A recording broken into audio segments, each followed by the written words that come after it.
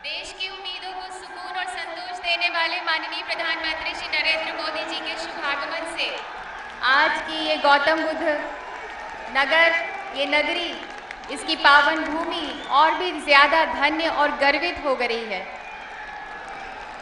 हम हृदय से अभिनंदन करते हैं, स्वागत करते हैं माननीय प्रधानमंत्री श्री नरेंद्र मोदी जी का।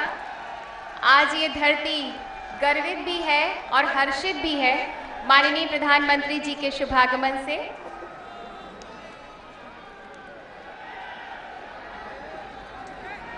हम स्वागत करते हैं माननीय प्रधानमंत्री श्री नरेंद्र मोदी जी का। हार्दिक स्वागत है माननीय गवर्नर उत्तर प्रदेश श्री राम नाईक का। मंच पर विराजमान सभी माननीय सम्माननीय महानुभावों का भी हम हार्दिक अभिनंदन करते हैं, स्वागत करते हैं। भारतीय जीवन में खुशियों के रंग और सुगंध भरने वाले माननीय प्रधानमंत्री जी का स्वागत शॉल से करने के लिए हम सादर निवेदन करते हैं माननीय सड़क परिवहन, राजमार्ग एवं जहाजरानी मंत्री भारत सरकार श्री नितिन गडकरी से।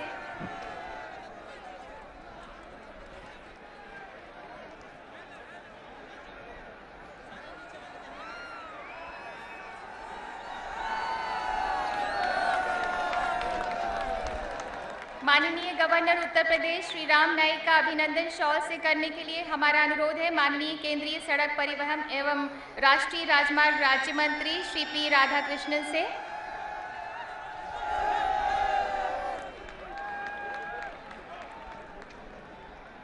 और अब हम चेयरमैन NHAI श्री राघव चंद्रा से आग्रह करते हैं कि कृपया माननीय केंद्रीय मंत्री श्री नितिन गडकरी का स्वागत शॉल से करें।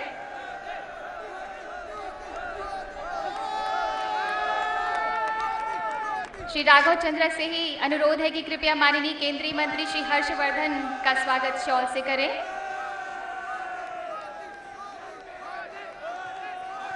माननीय केंद्रीय राज्य मंत्री स्वतंत्र प्रभार डॉक्टर महेश शर्मा का स्वागत।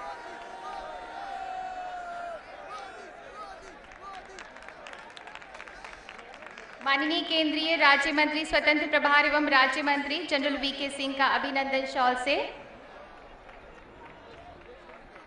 माननीय केंद्रीय राज्य मंत्री श्री पी राधाकृष्णन का स्वागत शॉल से। माननीय श्रम मंत्री एवं रोजगार मंत्री उत्तर प्रदेश जनाब शाहिद मंजूर को शॉल भेंट कर उनका स्वागत करें। मन की भावुक भावनाओं से अब माननीय प्रधानमंत्री जी का अभिनंदन करना चाहते हैं दिल्ली के सांसद और BJP के महानुभाव। माननीय प्रधानमंत्री जी को धन्यवाद देना चाहते हैं इतनी शुभ सौगात भेंट करने के लिए। मैं निवेदन करती हूँ माननीय श्री सतीश उपाध्याय BJP अध्यक्ष दिल्ली प्रदेश, माननीय श्री अनिल जैन, माननीय श्री श्याम जाजू, माननीय डॉक्टर हर्षवर्धन, माननीय श्री मनोज तिवारी, माननीय श्री रमेश भिधूड़ी, माननीय श्री प्रवेश वर्मा, माननीय श्री उदित राज, माननीय श्री महेश गिरी, माननीय श्रीमती मीनाक्षी लेखी, माननीय श्री विजय गोयल, माननीय डॉक्टर राजेंद्र अग्रवाल MP बेरठ और माननीय डॉक्टर सत्यपाल MP बागपत।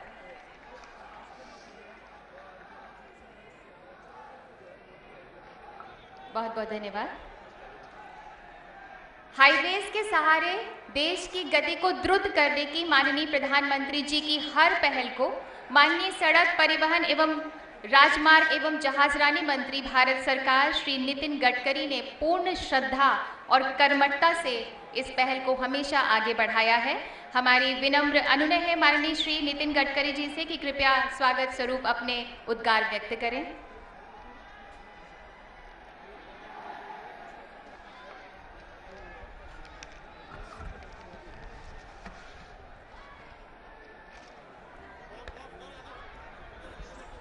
आदरणीय प्रधानमंत्री जी, आदरणीय मंत्रीगण, आदरणीय सांसद जी, आदरणीय राज्यपाल महोदय, आदरणीय उत्तर प्रदेश के सम्माननीय मंत्री जी और उपस्थित सभी भाई और बहनों, मुझे इस बात की खुशी हो रही है कि हमारे देश में एक्सप्रेस हाईवे के निर्माण कार्य की शुरुआत हो रही है। हमारे देश के इतिहास में पहले एक्सप्रेस हाईवे का निर्माण हुआ है जो मुंबई और पूना के बीच में है, पर वो महाराष्ट्र सरकार ने बनाया और उस समय मैं मंत्री था, इसलिए उसमें उसको बनाने का सौभाग्य मुझे मिला था। उसके बाद में हमारी भारत सरकार की ओर से पहला एक्सिस कंट्रोल एक्सप्रेस हाईवे जो ईस्टर्ली बाईपास है दिल्ली का, वो 13,000 करोड़ के ईस्टर्ली वेस्टर्ली बाईपास, इन कार्यों की शुरुआत माननीय प्रधानमंत्री जी ने कुछ दिन पूर्व ही शुरू की है। इसके साथ साथ आज हमारे लिए बहुत खुशी की बात है कि प्रधानमंत्री जी दिल्ली मेरठ इस हाईवे का भी निर्माण के कार्य का शुभारंभ कर रहे हैं। ये जो रोड है, ये हिंदुस्तान का सबसे ट्रैफिक वाला रोड है। दिल्ली में काम करने वाले लोग नोएडा से लाखों की संख्या में रोज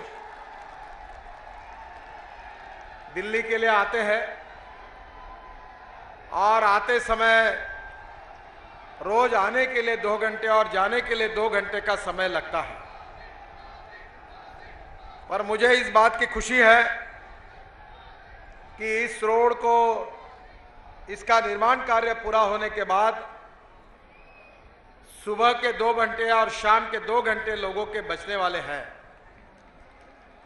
ये बीच में जो एक्सिस कंट्रोल एक्सप्रेस हाईवे है, इसमें 31 जो ट्रैफिक सिग्नल्स थे उसको हटाकर इसको पूरी तरह से द्रुतगति मार्ग के रूप में उसका परिवर्तन किया गया है और जिसके कारण दिल्ली से मेरठ का जो डिस्टेंस है, जिसको 2.5 से 3 घंटा लगता था, वो 40 से 45 मिनट में होगा और यहाँ की उत्तर प्रदेश की और दिल्ली की जनता को बहुत बड़ी राहत मिलेगी। मैं आप सबको विश्वास देना चाहता हूं कि मेरठ के बाद मेरठ से मुजफ्फरनगर रोड बना हुआ है, पर मुजफ्फरनगर से देहरादून तक रोड का काम बंद पड़ा था। काफी दिक्कतें थी। प्रधानमंत्री जी के मार्गदर्शन में कैबिनेट ने अनेक निर्णय किए और जिसके कारण मुजफ्फरनगर से देहरादून तक भी कार्य बहुत तेजी से शुरू है और मेरा विश्वास है कि आगे आने वाले दिसंबर में ये कार्य पूरा होगा, जिससे दिल्ली से देहरादून ये भी डिस्टेंस करीब 2.5 से 3 घंटे में हम पूरा कर सकेंगे, ऐसा मुझे विश्वास है। इसके साथ साथ दिल्ली से दासना तक जो द्रुतगति मार्ग है, उसको आगे लखनऊ तक ले जाने के बारे में हमने विचार किया है और इसका अध्ययन शुरू किया है। मेरा विश्वास है कि इसके कारण भी दिल्ली से लखनऊ का डिस्टेंस काफी कम होगा। प्रधानमंत्री जी को और हमने अनुरोध किया है कि हमारे सबके लिए बद्रीनाथ, केदारनाथ, गंगोत्री और यमुनोत्री, यहाँ काफी लाखों करोड़ों भाविक जाते हैं। प्रधानमंत्री जी ने निर्देश दिया है और करीब 1000 किलोमीटर 11,000 करोड़ रुपए खर्चा करके हम नए रोड का निर्माण कर रहे हैं बद्रीनाथ, केदारनाथ, गंगोत्री और यमुनोत्री के लिए, जो कोई लैंडस्लाइड नहीं होगी, नई अलाइनमेंट होगी, सीमेंट कंक्रीट का रोड होगा और दिल्ली से बहुत आसानी से हम लोग बद्रीनाथ, केदारनाथ और गंगोत्री और यमुनोत्री तक जा सकेंगे। प्रधानमंत्री को अनुरोध किया है हमने और इसी समय जैसे वो डेट देंगे, इस कार्य का भी हम शुभारंभ करेंगे। उत्तर प्रदेश में, विशेष रूप से उत्तर प्रदेश और बिहार के बीच में जो बुद्ध सर्किट के रूप में 1000 किलोमीटर का रोड बनाने का हमने प्रधानमंत्री के निर्देश पर निश्चित किया था, उसका भी प्रोजेक्ट और उसका भी प्लानिंग पूरा हुआ है, टेंडर निकले हुए हैं। उसका भी शुभारंभ इसी साल, इसी महीने में, आगे में प्रधानमंत्री की सुविधा के अनुसार हम शुरू करेंगे। प्रधानमंत्री जी, दिल्ली में फिलहाल ट्रैफिक जाम का भी और प्रदूषण का भी प्रश्न बहुत गंभीर बना हुआ है। हमने दिल्ली का अध्ययन करके जो ट्रैफिक जाम के पॉइंट्स है उसको सुधारने का कार्यक्रम हाथ में लिया है। NH 8 पर, NH 24 पर इसमें सुधार करेंगे और इसके साथ साथ बाकी भी ट्रैफिक जाम के पॉइंट्स जो है उसको हमने आइडेंटिफाई किया है। दिल्ली के ट्रैफिक को सुलझाने के लिए और प्रदूषण को कम करने के लिए हम यहां भी विकास का काम जल्दी से लेने वाले हैं। विशेष रूप से दिल्ली में प्रदूषण कम हो, इसके लिए भी हमने योजना तैयार की है और विशेष रूप से धौला कुआं से लेकर मानेसर तक हम लोग हवा में एक मैट्रिनो करके सिस्टम पायलट प्रोजेक्ट उसका शुरू कर रहे हैं। उसका भी टेंडर इस महीने में निकल जाएगा और मार्च के पहले उसका भी कार्य हम शुरू करेंगे, ऐसा मुझे विश्वास है। मैं विशेष रूप से आपका बहुत बहुत आभारी हूं कि आपके नेतृत्व में आपने इंफ्रास्ट्रक्चर को जो प्राथमिकता दी है, उसके कारण नवंबर एंड तक हमने 16 किलोमीटर पर डे राष्ट्रीय महामार्ग का निर्माण करने में हम सफल हुए हैं और दिसंबर एंड तक हमारा 18 किलोमीटर तक पूरा होगा और मार्च एंड तक हम 30 किलोमीटर पर डे राष्ट्रीय महामार्ग निर्माण करने का उद्देश्य हमने सामने रखा है। हमने करीब 13,000 किलोमीटर के 1,26,000 करोड़ के कार्य आपके नेतृत्व में सरकार आने के बाद कार्य शुरू किए हैं और मेरा विश्वास है कि मार्च एंड के पहले ही हम 1.5 लाख करोड़ से ज्यादा काम देश में शुरू करेंगे। मुझे इस बात की खुशी हो रही है कि उत्तर प्रदेश में हमारे 45,000 करोड़ के रोड प्रोजेक्ट चालू है और आने वाले समय में अगले साल में हम 45,000 करोड़ में और 55,000 करोड़ ऐड करके 1 लाख करोड़ रुपए के रोड उत्तर प्रदेश में शुरू करेंगे। ये मैं आपको विश्वास देना चाहता हूं। रोड सेक्टर के साथ साथ हमने इनलैंड वाटरवेज में भी आपके मार्गदर्शन में प्राथमिकता दी है। गंगा का काम जोरों में शुरू है। 3 मल्टी मॉडल हब के टेंडर निकल चुके हैं। हम वाराणसी, हल्दिया और साहिबगंज में आपके साथ इसकी शुरुआत करने के लिए आपकी डेट जब भी मिलेगी तब इस कार्य की शुरुआत होगी। मेरा विश्वास है कि ऑटोमोबाइल में भी कुछ सुधार करके बायोफ्यूल को प्रोत्साहित करके इथेनॉल, बायोडीजल, बायो सीएनजी और इलेक्ट्रिक इसको प्रोत्साहित करके आने वाले समय में नेशनल हाईवे की रोड की जो लेंथ है उसको बढ़ाकर हम रोड की सुरक्षा के दृष्टि से अपघातों को भी कम करेंगे और इस देश को स्वच्छ भारत के साथ प्रदूषण मुक्त भारत बनाने का संकल्प जो आपने दिया है उसको हम पूरा करेंगे। ये मैं आपको विश्वास देना चाहता हूं। फिर से एक बार दिल्ली मेरठ एक्सप्रेसवे के लिए मैं उत्तर प्रदेश की और दिल्ली की जनता को विशेष रूप से बहुत बहुत शुभकामनाएं देता हूं और अपना भाषण समाप्त करता हूं। धन्यवाद। जय हिंद। धन्यवाद माननीय श्री नितिन गडकरी। धूप खिले उजले दिन आए, उद्घाटित हो नई दिशाएं, राष्ट्र जीवन को नई गति, नई लय प्रदान करने वाले माननीय प्रधानमंत्री जी नए वर्ष का स्वागत राष्ट्र को एक नई सौगात देके कर रहे हैं। हम माननीय प्रधानमंत्री जी से सविनम्र अनुरोध करते हैं कि कृपया मंच के सामने रखे रिमोट का बटन दबाकर कृपया 14 लेन दिल्ली मेरठ एक्सप्रेसवे की शिलान्यास पट्टिका का अनावरण अपने कर कमलों द्वारा करें।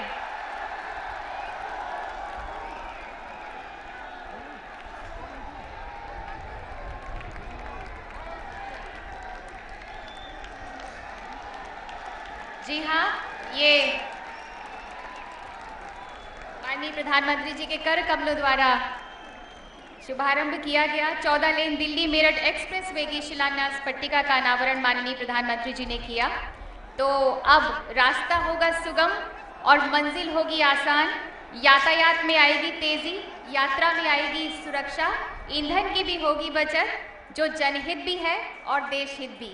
तो आइए अब देखते हैं इस खास योजना के बारे में बताती हुई हमारी ये फिल्म।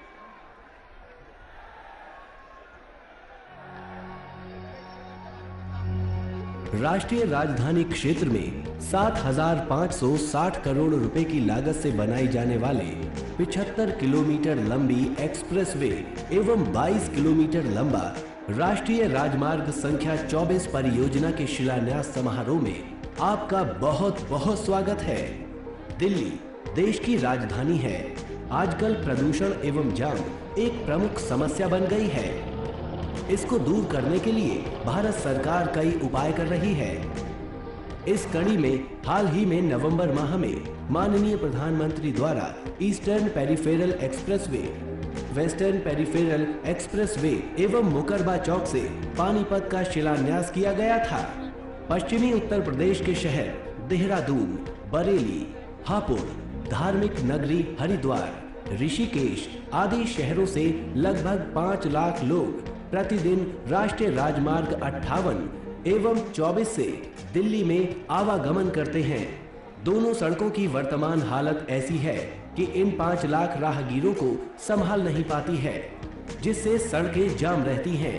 इन सब को ध्यान में रखते हुए दिल्ली मेरठ तक का मार्ग एक्सप्रेस वे के बतौर बनाया जाने का निर्णय लिया गया है। ये एक्सप्रेस वे निजामुद्दीन दिल्ली से शुरू होता है। इस जंक्शन को सिग्नल फ्री जंक्शन बनाया जाएगा। यमुना के ऊपर से 2 और पुल का निर्माण करके कुल 14 लेन बनाई जाएंगी। इस परियोजना की एक विशेषता यह भी है कि दिल्ली से डासना तक 6 लेन एक्सप्रेसवे मार्ग के मध्य में होगा तथा 4-4 लेन का हाईवे इसके दोनों तरफ होगा। स्थानीय यातायात को सुगम करने हेतु राष्ट्रीय राजमार्ग संख्या 24 पर अंडरपास एवं फ्लाईओवर को 2 भागों में विभाजित किया जाएगा, जिसमें 2 लेन को एलिवेटेड किया जाएगा ताकि यातायात इस तरह चले कि दूरगामी यातायात गंतव्य तक निर्बाध रूप से लाल बत्ती पर बिना रुके पहुंच सके। इस क्षेत्र में प्रदूषण को ध्यान में रखते हुए साइकिल यातायात को बढ़ावा देने हेतु सड़क के दोनों ओर 2.5 मीटर चौड़ा साइकिल कॉरिडोर भी प्रस्तावित है। ईस्टर्न पेरिफेरल एक्सप्रेसवे डासना के निकट दिल्ली मेरठ एक्सप्रेसवे को क्रॉस करती है, जहां फुल क्लोवर लीफ जंक्शन बनाया जाएगा। इस परियोजना में कुल 14 bridge, 6 flyover, 22 vehicular underpass, 1 railway पुल एवं 8 भूमिगत पैदल पार पथ तथा 12 ऊपरगामी पैदल पार पथ का निर्माण किया जाएगा। यातायात को सुचारू बनाए रखने के लिए एक्सप्रेसवे में इलेक्ट्रॉनिक टोल कलेक्शन की सुविधा प्रदान की जाएगी। ये एक्सप्रेसवे पूर्ण रूपेण नियंत्रित एक्सप्रेसवे होगा, जिस पर 120 किलोमीटर प्रति घंटा की रफ्तार से गाड़ी चलाई जा सकेगी। सुरक्षा के सभी बिंदुओं को ध्यान में रखते हुए इस एक्सप्रेसवे को तैयार किया जाएगा। दिल्ली से डासना तक 6 लेन हाईवे बनाई जाएगी, जिसके दोनों साइड 2-2 लेन की सर्विस रोड होगी, जिसमें पिलखुआ पर लगभग 4.5 किलोमीटर लंबा एलिवेटेड मार्ग मध्य में एक पिलर पर बनाया जाएगा। डासना से मेरठ तक नए एक्सप्रेसवे का निर्माण किया जाएगा। दिल्ली से मेरठ एक्सप्रेसवे स्मार्ट एक्सप्रेसवे के रूप में तैयार किया जा रहा है। मौसम, यातायात और एक्सप्रेसवे से जुड़ी जानकारियों के साथ साथ दुर्घटना की स्थिति में यात्रियों को अलग अलग स्थानों पर सारी जानकारियां प्रदान की जाएंगी। इस मार्ग पर वे साइड एमिनिटीज भी डेवलप की जाएंगी, जिसमें स्वास्थ्य केंद्र, पेट्रोल पंप, रेस्टोरेंट्स, वाहन मरम्मत सुविधाएं, शॉपिंग कॉम्प्लेक्स, आराम गृह आदि जैसी सारी सुविधाएं होंगी। दिल्ली मेरठ एक्सप्रेसवे परियोजना पूर्ण होने के पश्चात इस क्षेत्र का संपूर्ण विकास द्रुत गति से होगा एवं दिल्ली से मेरठ का सफर 45 मिनट में तय किया जा सकेगा, जो अभी लगभग 3 से 4 घंटों में तय होता है। इस क्षेत्र में प्रदूषण में भी काफी कमी आएगी एवं अनायास खर्च होने वाले ईंधन की भी भारी बचत होगी। धन्यवाद।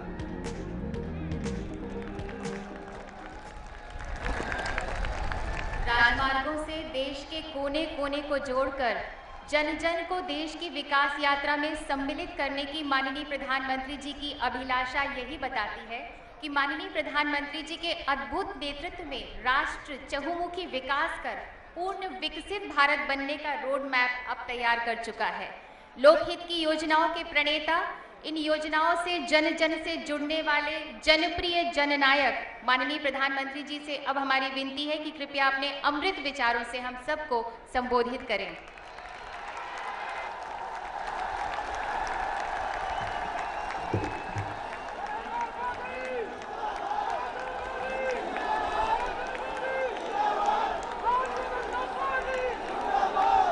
उत्तर प्रदेश के राज्यपाल श्रीमान राम नाईक जी, केंद्रीय मंत्रिपरिषद के मेरे साथी श्रीमान नितिन गडकरी जी, श्रीमान डॉक्टर हर्षवर्धन जी, श्रीमान जनरल वीके सिंह जी, इसी क्षेत्र के प्रतिनिधि श्रीमान डॉक्टर महेश शर्मा जी, श्रीमान पी राधाकृष्णन जी, राज्य सरकार में मंत्री श्रीमान शाहिद मंजूर जी,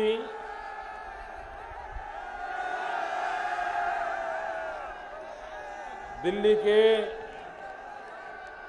और उत्तर प्रदेश के सभी सांसद महोदय और विशाल संख्या में पधारे हुए प्यारे भाइयों और बहनों,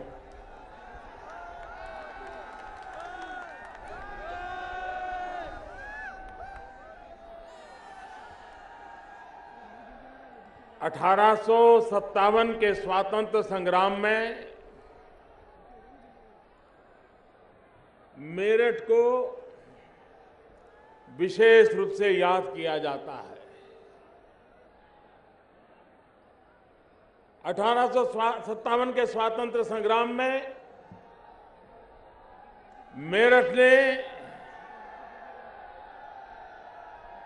गुलामी से मुक्ति का मार्ग दिखाया था और आज दिल्ली से मेरठ का ये एक्सप्रेस हाईवे प्रदूषण से मुक्ति का मार्ग दिखा रहा है।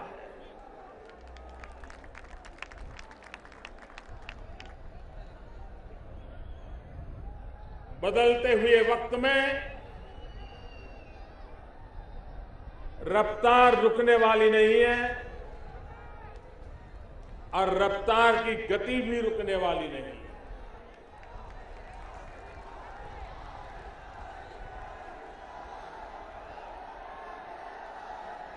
जब ये निश्चित है कि रफ्तार तेज होने वाली है,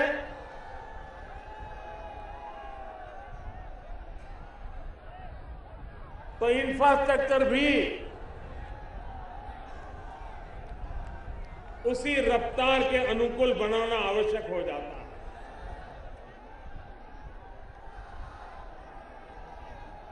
आज से 20 साल 30 साल पहले अगर गांव में किसी किसान से बात होती थी तो गांव के लोग क्या कहते थे? वो कहते थे, साहब इस बार अगर सूखे का कोई काम निकलता है तो हमारी तरफ काम शुरू करवाइए और कम से कम हमारे यहां मिट्टी का काम करवा दीजिए ताकि आने जाने के लिए रास्ते के नाते वो उपयोग में आ जाए। 25-30 साल पहले हमारे देश का गांव का व्यक्ति सिर्फ 2 गांव के बीच मिट्टी का काम करवाने के लिए मांग करता था ताकि आने जाने की सुविधा हो, मिट्टी लग जाए तो काम चल जाए। लेकिन आज 25-30 साल के भीतर गांव का व्यक्ति भी आता है तो कहता है, साहब पक्की सड़क नहीं कह रहा है, वो कह रहा है हमारे यहां पेवर रोड लगाइए, पेवर रोड लगाइए। उसको पक्की सड़क से भी संतोष नहीं है, उसे सिंगल लाइन सड़क से भी संतोष नहीं है, उसे डबल लाइन चाहिए, 4 लाइन चाहिए, पेवर रोड चाहिए। गांव का इंसान भी इस बात को भली भांति समझता है कि अगर विकास की यात्रा के साथ जुड़ना है तो मुझे सबसे पहले मेरे गांव को सड़क से जोड़ना है, अच्छी सड़क से जोड़ना है, तेज गति से दौड़ने वाला रास्ता चाहिए मुझे। जो बात गांव के सामान्य व्यक्ति को भी समझ आती है, जो सपना देश गांव का इंसान भी देखता है, उस सपने को पूरा करने की दिशा में अटल बिहारी वाजपेयी जी ने दो महत्वपूर्ण बातों की शुरुआत की थी। इंफ्रास्ट्रक्चर की दुनिया में भारत को नई ऊंचाइयों पर ले जाने के लिए जब श्रीमान अटल बिहारी वाजपेयी जी देश के प्रधानमंत्री थे, उन्होंने दो महत्वपूर्ण चीजों को आरंभ किया था। एक, भारत को वैश्विक स्तर पर दुनिया के मुकाबले में लाकर के खड़े करने के लिए एक योजना आरंभ की, और दूसरी, हिंदुस्तान के गांवों के जीवन में बदलाव लाने के लिए, गांवों को कनेक्टिविटी देने के लिए उन्होंने योजना का आरंभ किया। और दोनों योजनाएं, एक थी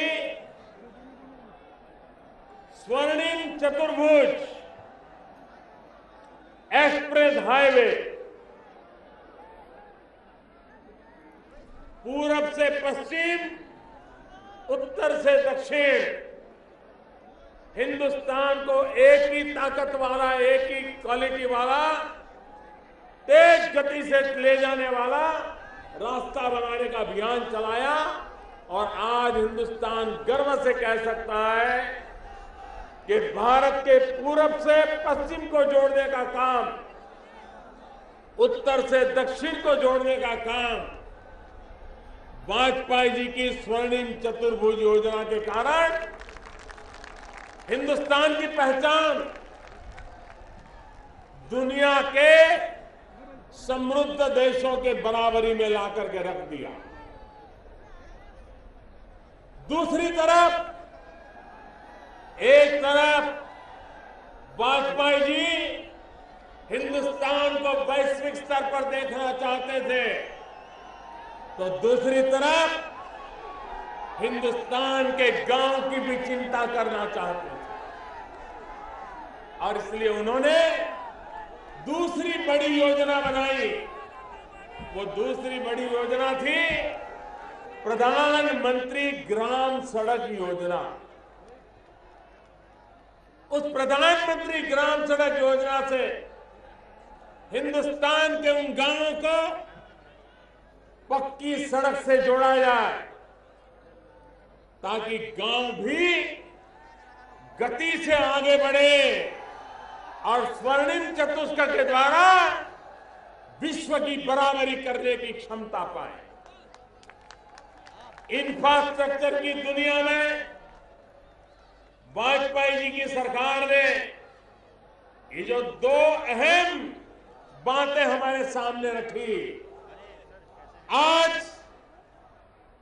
बीच में 10 साल का अंतराल चला गया, क्या हुआ क्या नहीं हुआ, कैसे हुआ, इसकी चर्चा करने के लिए मैं नहीं आया। लेकिन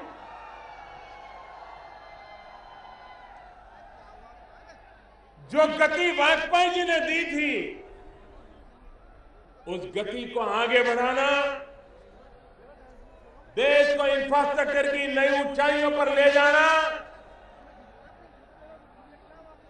उस दिशा में एक बहुत बड़ा अभियान इस सरकार ने उठाया है। एक तरफ एक्सप्रेस हाईवे की भारत के भिन्न भिन्न भागों में श्रृंखला बढ़े। जब एक शहर को 100 किलोमीटर की रेडियस में अन्य छोटे छोटे शहरों के साथ जोड़ा जाता है तो सिर्फ रास्ते नहीं बनते, लेकिन वो 100 किलोमीटर की रेडियस में आने वाले हर छोटा मोटा गांव, हर छोटा मोटा शहर उसी ताकत के साथ विकास की नई ऊंचाइयों को प्राप्त करता है। दिल्ली के साथ सट करके ये जो रोड नेटवर्क बनाने का हमने अभियान उठाया है, वो पूरा अभियान दिल्ली के 100-150 किलोमीटर की रेडियस के सारे क्षेत्र के विकास का एक बहुत बड़ा कारण बनने वाला है। सैटेलाइट टाउनशिप डेवलप होने वाली है। जब मेरठ और दिल्ली तेज गति से जुड़ जाते हैं तो मेरठ दिल्ली से भी तेज गति से आगे बढ़ जाता है, देहरादून बढ़ जाता है। और इसलिए ये सिर्फ रास्ता नहीं बन रहा है, ये विकास का राजमार्ग बन रहा है।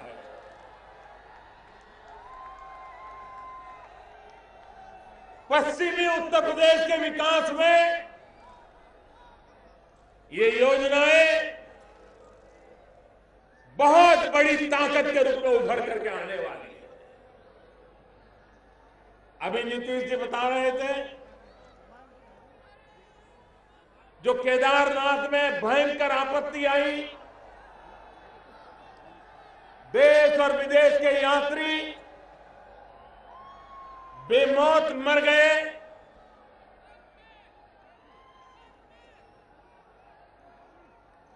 संकट बहुत बड़ा था, लेकिन क्या संकट को अवसर में भी पलटा जा सकता है? मेरी सरकार का स्वभाव है हर संकट को भी अवसर में पलट देना। और इसलिए हमने जो केदारनाथ की हादसा हुआ था, आने वाले दिनों में हिंदुस्तान और दुनिया से 4 धाम की यात्रा करने वाले लोगों के लिए भविष्य में कोई संकट न आए, ऐसी व्यवस्था विकसित करने की दिशा में आगे बढ़ना चाहिए। और इसलिए हरिद्वार हो, ऋषिकेश हो, गंगोत्री यमुनोत्री हो, बद्रीनाथ केदारनाथ हो, इसको आधुनिक मार्ग से और ऑल वेदर रोड के हिसाब से तैयार करने की दिशा में हमने बीड़ा उठाया है। और उसके कारण उत्तराखंड का विकास भी उत्तराखंड के जन्म से अब तक नहीं हुआ, उससे तेज गति से बढ़ने वाला है। और देश भर के यात्रियों के लिए वो एक नई सुविधा का कारण बनने वाला है। आज हमारे देश में जो मध्यम वर्ग और उच्च मध्यम वर्ग के नागरिक हैं, उन परिवारों में वीकेंड के कार्यक्रम बनते हैं। वीकेंड में आउटिंग करने का कार्यक्रम बनता है, या वीकेंड में यार दोस्तों को घर पे बुलाने का कार्यक्रम बनता है। धीरे धीरे बड़े शहरों में मध्यम वर्ग और उच्च मध्यम वर्ग में वीकेंड में 2 दिन के लिए परिवार के साथ कहीं न कहीं जाना, ये धीरे धीरे एक पारिवारिक जीवन का हिस्सा बनता जा रहा है। लेकिन वह कहां दूर तो नहीं जा सकते, अगर एक बार दिल्ली के बाहर 100-150 किलोमीटर जाने के लिए अगर अच्छा से अच्छा नेटवर्क मिल जाता है, अच्छे से अच्छे रास्ते मिल जाते हैं, तो दिल्ली से जो मध्यम वर्ग का, उच्च मध्यम वर्ग के करोड़ों नागरिक हैं, जिनको बाहर जाने का मन करता है, ये जो छोटे छोटे शहर है उनके नागरिक, उनको बाहर जाने का मन करता है, ये व्यवस्था उनके काम आएगी और उसके कारण वीकेंड टूरिज्म एक नया व्यवसाय विकसित होगा इस इलाके में। नौजवानों के रोजगार के लिए एक नया अवसर प्रदान करेगा। एक रात के लिए, 2 रात के लिए बाहर जाएं, अच्छी सुविधा मिल जाए, परिवार के लोग जाना पसंद करेंगे। और ये रास्ते जब बनते हैं तो ये सुविधाएं काम आती है। आने वाले दिनों में अब जब रोड इंफ्रास्ट्रक्चर बनता है तो रोजगार की संभावनाएं भी बढ़ती है। अब करीब करीब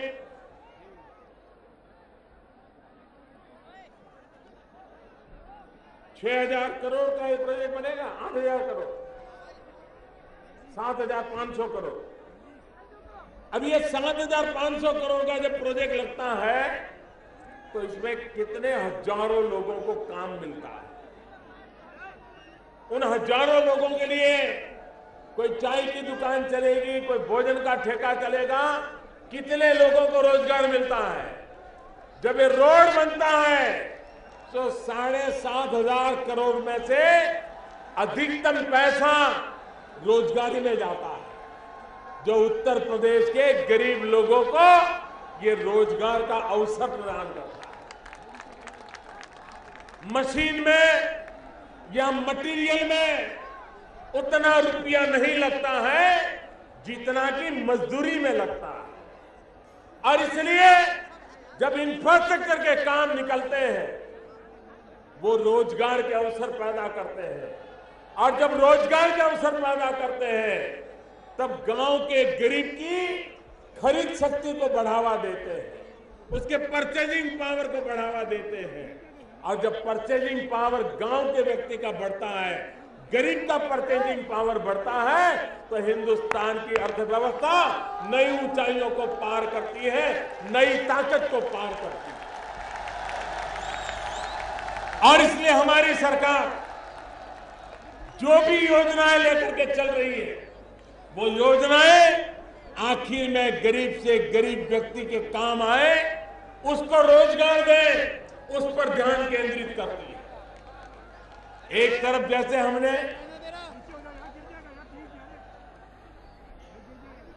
ये रास्तों के नेटवर्क पर काम तेज गति से आगे बढ़ाया है, वैसा ही दूसरा बड़ा काम उठाया है प्रधानमंत्री कृषि सिंचाई योजना। हमारी जितनी कृषि की योजनाएं हैं उन सबको एक बार रिव्यू किया जाए, 100% पोटेंशियल का यूज कैसे हो, जितने किलोमीटर पानी पहुंचाने का योजना में विचार हुआ था, अगर वो नहीं पहुंचता है तो कैसे पहुंचाया जाए, आखिरी खेत तक जितने क्वांटम में पानी मिलना चाहिए वो कैसे मिले, और नई योजनाएं नदियों को जोड़ करके पूरे देश में पानी का ऐसा नेटवर्क खड़ा करने का सपना है ताकि हमारे देश के किसान को कभी बरसात का इंतजार न करना पड़े और बारिश न आए तो आत्महत्या करने के लिए उसको मजबूर न होना पड़े। उस दिशा में हम काम करें। भाइयों बहनों, ये हमारा पश्चिमी उत्तर प्रदेश गन्ना किसानों का प्रदेश है। हिंदुस्तान का मुंह मीठा करने का काम ये मेरे पश्चिम उत्तर प्रदेश के गन्ने किसान करते हैं। लेकिन हमने देखा है कि जब दुनिया के बाजार में चीनी का दाम टूट जाता है तो मेरे गन्ना के किसानों का कमर टूट जाती है। और फिर सरकारें क्या करती हैं, चलो इस बार इतना ले लो यार, काम निकाल दो, और गन्ना किसानों के पैसे बाकी के बाकी रह जाते हैं। क्या उसके रास्ते नहीं खोजे जा सकते? क्या चीनी का दाम गिर जाएगा तो मेरे किसान की हालत भी गिर जाएगी क्या? हमने एक बड़ा बीड़ा उठाया है। हमने कहा दुनिया के बाजार में अगर चीनी का दाम गिर भी जाए तो भी किसान को खड़ा रखा जा सकता है, और इसलिए हमने एक काम किया है। अब चीनी में से, अब जैसे गन्ने में से चीनी बनती है, उसके साथ साथ हम अगर चीनी ज्यादा बन गई तो चीनी का प्रोडक्शन कम करो भाई, चीनी के दाम टकाए रखो, लेकिन बीच में इथेनॉल बना लो, चीनी मत बनने दो। अब इथेनॉल बनाएगा लेकिन मार्केट नहीं होगा तो क्या करेगा? और इसलिए सरकार ने कानून बनाया कि हमारी जो बस चलती है, पेट्रोलियम से चलने वाली गाड़ियां हैं, उसमें 5% इथेनॉल को मिक्स किया जाए। इससे प्रदूषण की भी मुक्ति होगी और हमारा गन्ने का किसान जो गन्ना पैदा करता है उससे हमारी गाड़ियां दौड़ेगी, एक्सप्रेस हाईवे भी बनेगा और इथेनॉल से गाड़ियां भी दौड़ेगी, तो मेरे गन्ना पैदा करने वाले किसान की गाड़ी भी तेज गति से दौड़ेगी। ये हम विकास का मॉडल लेकर के चल रहे हैं। और इसलिए मेरे भाइयों बहनों, इस विकास की यात्रा को जन जन तक पहुंचाए। आज 31 दिसंबर है, 2015 का ये आखिरी दिवस है। कल 1 जनवरी 2016 का प्रारंभ हो रहा है। मेरी तरफ से आप सबको नववर्ष की बहुत बहुत शुभकामनाएं हैं।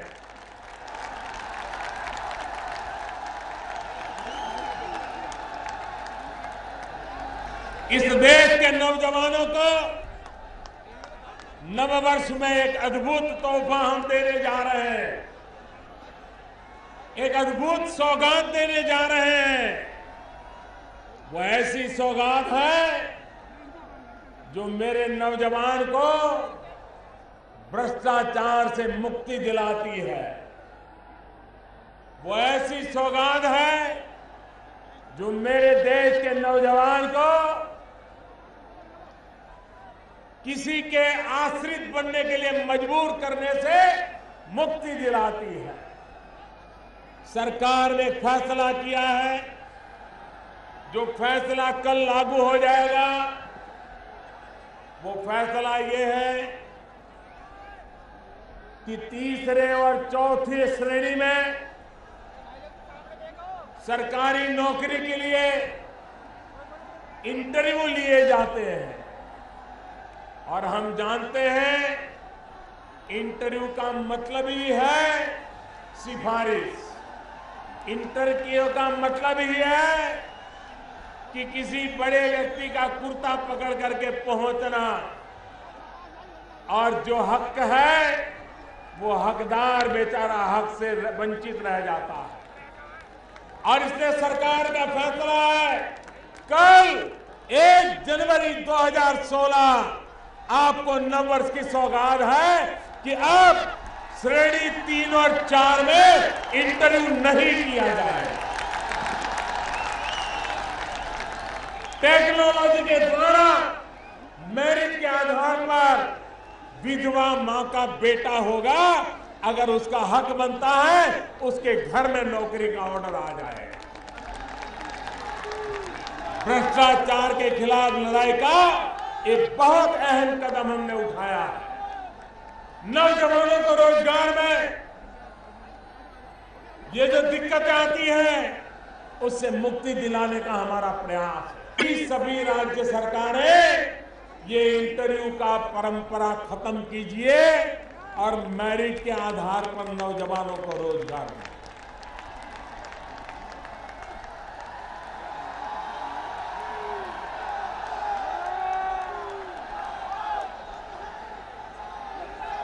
नोएडा के मेरे प्यारे भाइयों बहनों, कभी नोएडा वालों को याद नहीं रहता है कि वो उत्तर प्रदेश के नागरिक हैं। उनको तो कभी कभी लगता है कि वो दिल्ली वाले हैं, वो भूल जाते हैं। भाइयों बहनों, मैं नहीं भूलता हूं, आपको पता रहना चाहिए मैं उत्तर प्रदेश का एमपी हूं, मैं भी उत्तर प्रदेश का हूं। और इस प्रदेश ने मुझे जो प्यार दिया है वो प्यार मुझे काम करने की प्रेरणा भी देता है, एक नई ऊर्जा देता है, नई ताकत देता है। और उत्तर प्रदेश के एमपी के नाते भी मैं उत्तर प्रदेश के मुख्यमंत्री जी को विशेष आग्रह करता हूं कि आप भी श्रेणी और 3 और 4 में जो इंटरव्यू का परंपरा है वो उत्तर प्रदेश में समाप्त कर दीजिए। उत्तर प्रदेश के नौजवानों को मेरिट के आधार पर रोजगार का अवसर उपलब्ध कराने के लिए आप व्यवस्था कीजिए।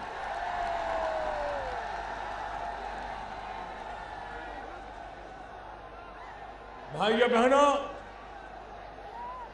हमारी सरकार गरीबों के लिए एक के बाद एक अनेक कदम उठाने के लिए कोशिश कर रही है। कुछ पुराने कानून हैं जो गरीबों की भलाई के लिए, देश के आर्थिक विकास के लिए अब बहुत पुराने हो गए। कई बाबतों में नए कानून बनाना जरूरी हो गया है, लेकिन ये देश का दुर्भाग्य है कि भारत की संसद जहां कानून बनते हैं अब उस संसद को चलने नहीं दिया जाता। जिनको जनता ने ठुकरा दिया उन्होंने अब संसद को बांध में लिया हुआ है, वे संसद को चलने नहीं देते। मैं खास करके सभी राजनीतिक दलों से आग्रह करता हूं, लोकसभा में तो हमें बोलने का अवसर नहीं मिल रहा है, लेकिन मैं जनसभा में से आग्रह कर रहा हूं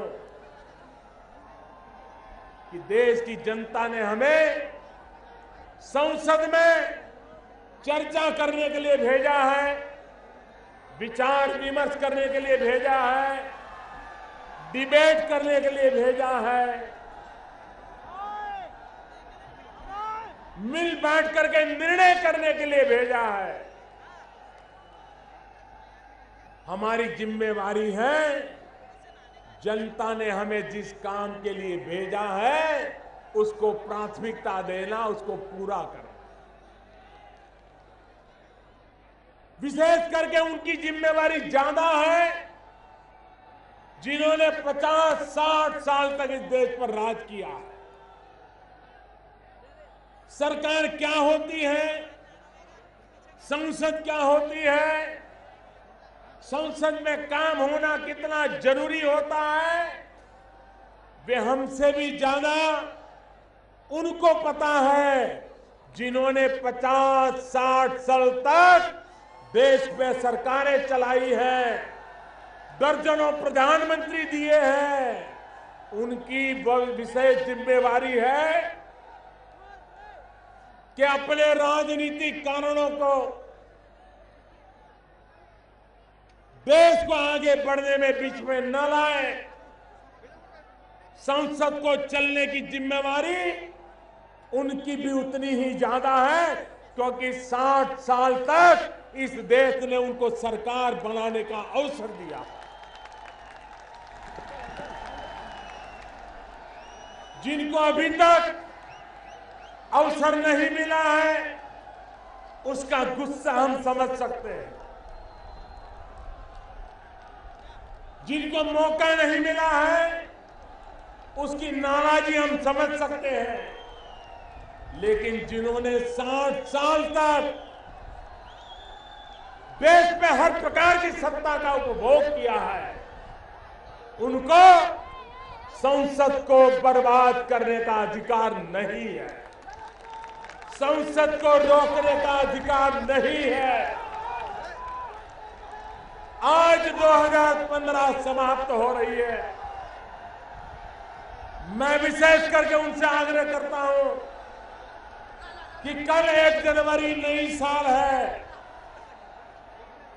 आप जब नया वर्ष मना रहे हो तो एक संकल्प ये भी कर लो कि आप 2016 के से अब संसद में रुकावटें नहीं डालोगे, संसद को चलने दोगे, देश को आगे बढ़ने दोगे, देश के गरीबों की भलाई के निर्णय करने दोगे, देश के नौजवानों को रोजगार के अवसर के लिए काम करने दोगे।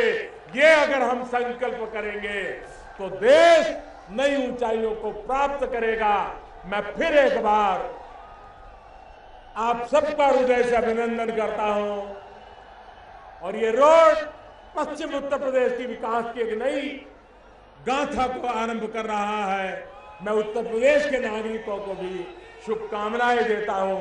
बहुत बहुत धन्यवाद।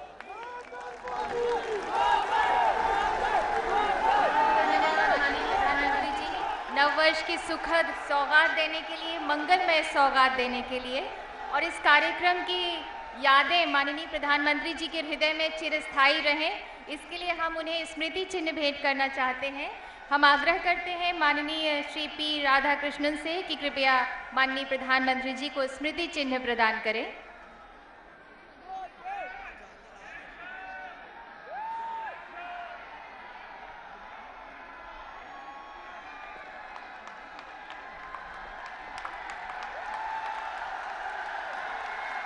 ये कारीगरी, कलाकारी, हाथों का हुनर माननीय प्रधानमंत्री जी को प्रदान किया गया। माननीय गवर्नर उत्तर प्रदेश को स्मृति चिन्ह भेंट करने के लिए हमारा आग्रह है चेयरमैन NHAI श्री राघव चंद्रा से।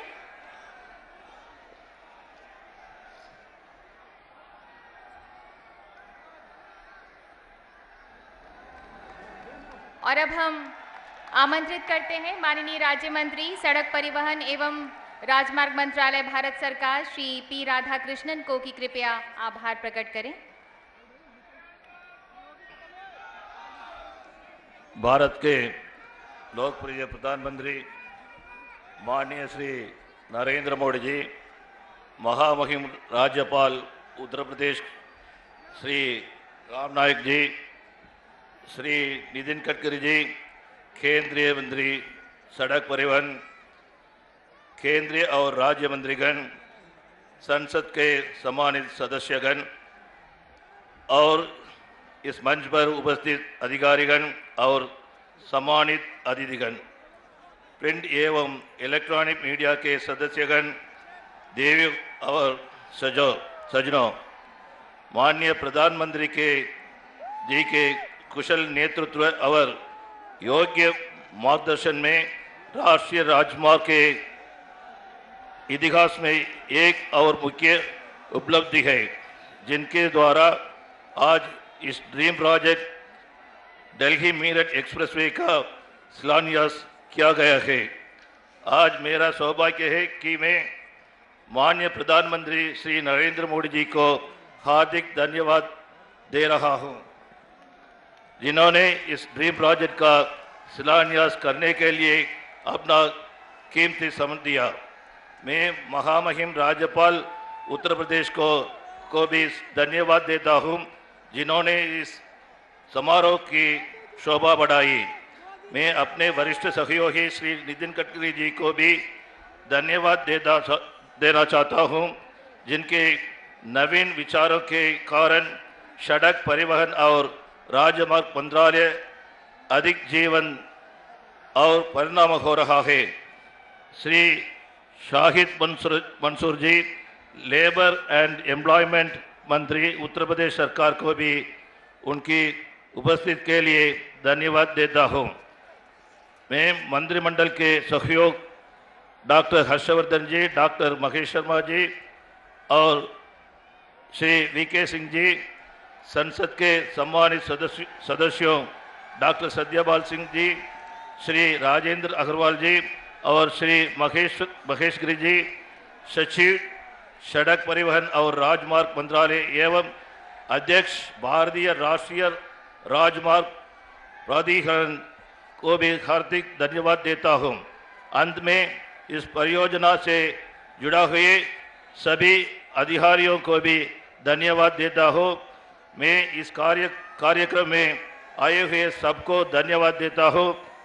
इसके साथ साथ मैं अब सबको नववर्ष की बहुत बहुत शुभकामना देता हूं। धन्यवाद। जय हिंद। धन्यवाद माननीय श्री राधा कृष्णन। बहुत बहुत धन्यवाद माननीय प्रधानमंत्री जी। आने वाला नया साल मंगलमय होगा, इसके साथ साथ आने वाले हर एक साल माननीय प्रधानमंत्री जी के गरिमामय नेतृत्व में, ऊर्जावान नेतृत्व में मंगलमय होंगे, ऐसी भारतवासियों को उम्मीद ही नहीं बल्कि विश्वास है। धूप खिले उजले दिन आए, उद्घाटित हो नई दिशाएं, सुख समृद्धि भरे